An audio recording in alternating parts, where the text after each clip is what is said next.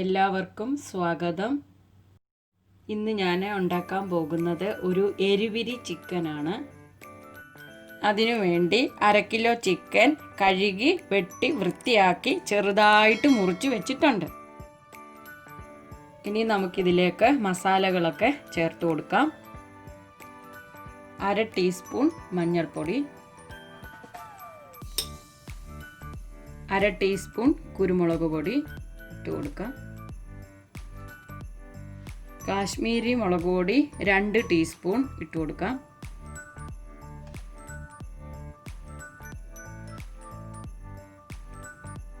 രണ്ട് teaspoon chilli flakes ഇട്ട് കൊടുക്കാം.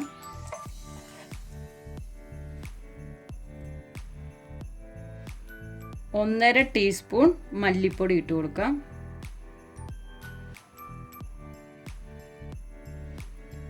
2 ടീസ്പൂൺ ചിക്കൻ മസാല ഇട്ട് കൊടുക്കാം.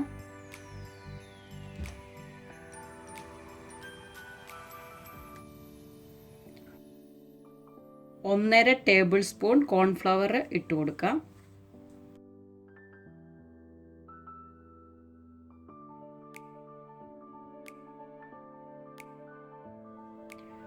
ഒരു ടീസ്പൂൺ പെരിഞ്ജീരകം പൊടിച്ചത് ഇട്ട് കൊടുക്കാം. ഇനി നമുക്കിതിലേക്ക് ആവശ്യത്തിന് ഉപ്പ് ചേർത്ത് കൊടുക്കാം.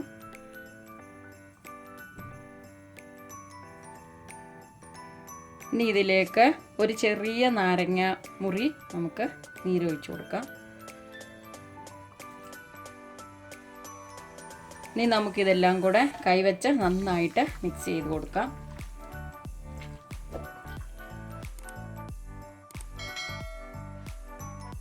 ഇതിപ്പോൾ ഇതാ മിക്സ് ചെയ്ത് വെച്ചിട്ടുണ്ട്. ഇനി നമുക്കിതൊരു 15 മിനിറ്റ് ഒന്ന് റെസ്റ്റ് ചെയ്യാൻ വേണ്ടി വെക്കാം. ഇതിപ്പം 15 മിനിറ്റ് കഴിഞ്ഞിട്ടുണ്ട്. ഇനി നമുക്കിത് ഉണ്ടാക്കാൻ തുടങ്ങാം. ഇതാ ഇവിടെ ഒരു പാൻ വെച്ചിട്ടുണ്ട്. ഇനി നമുക്കിതിലേക്ക് കുറച്ച് എണ്ണ ഒഴിച്ചു കൊടുക്കാം.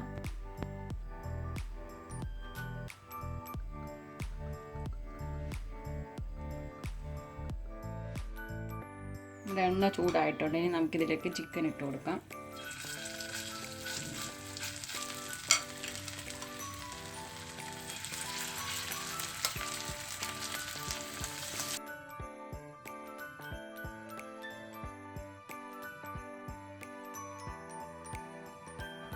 ഈ സൈഡ് ഒന്ന് മൂത്ത് കഴിയുമ്പോൾ നമുക്കിതൊന്ന് തിരിച്ചിട്ട് കൊടുക്കാം. ഇതിപ്പോൾ ഞാൻ ഇവിടെ കുറച്ച് എണ്ണ എടുത്തിട്ടുള്ളൂ, മുങ്ങിക്കിടക്കാൻ വേണ്ടി ഞാൻ എടുത്തിട്ടില്ല. അതുകൊണ്ട് നമുക്ക് തിരിച്ചും മറിച്ചും ഇട്ട് കൊടുത്ത് നമുക്കിതൊന്ന് മൂപ്പിച്ചെടുക്കാം. ഇനി നമുക്കിതൊന്ന് തിരിച്ചിട്ട് കൊടുക്കാം.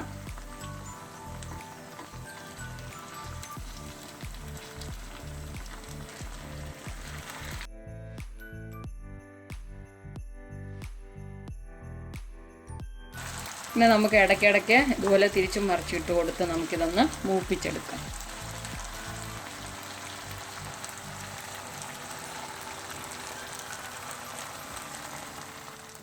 നമ്മുടെ ഈ ചിക്കൻ ഇപ്പം ഫ്രൈ ആയിട്ടുണ്ട്. ഇനി നമുക്കിതങ്ങ് കോരിയെടുക്കാം.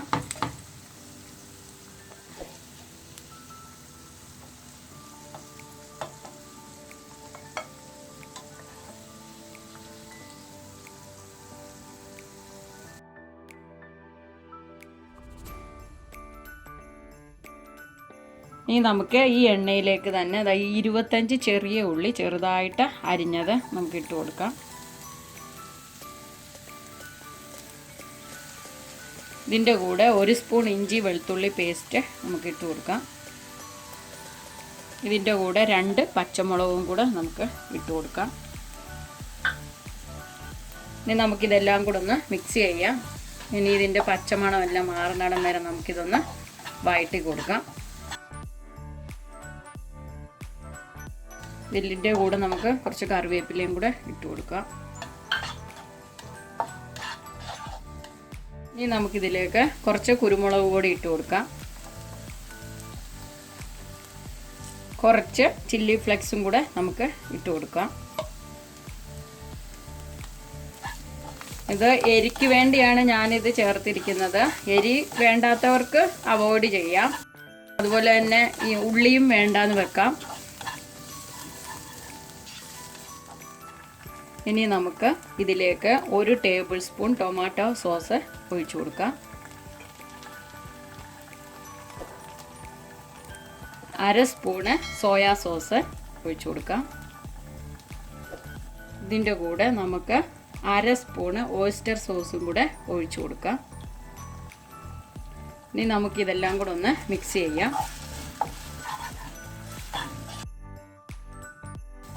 ഇതാണ് ഓയിസ്റ്റർ സോസ്.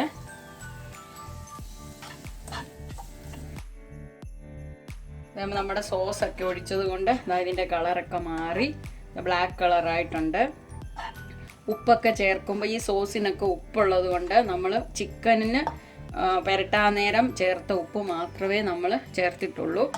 ഇപ്പം നമ്മുടെ ഉപ്പൊക്കെ പാകത്തിനെല്ലാം ആയിട്ടുണ്ട്.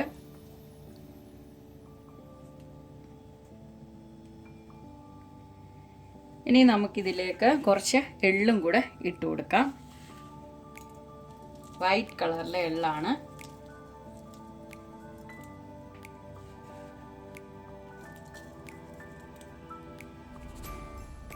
ഇനി നമുക്കിതെല്ലാം കൂടെ ഒന്ന് മിക്സ് ചെയ്യാം.